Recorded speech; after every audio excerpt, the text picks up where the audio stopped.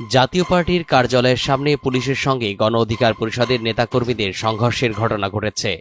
এতে মারাত্মক আহত হয়েছেন গণ অধিকার পরিষদের সভাপতি নুরুল হক নূর।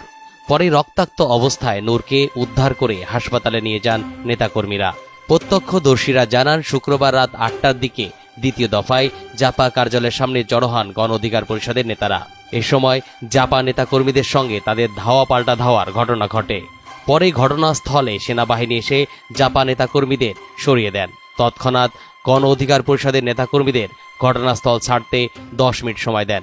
এর মধ্যে ঘটনাস্থল ত্যাগ না করায় তাদের উপর ব্যাপক লাঠিচার্জের ঘটনা ঘটে। এতে গণ অধিকার পরিষদের সভাপতি নুরুল হক নূর সহ অনেকেই আহত হন।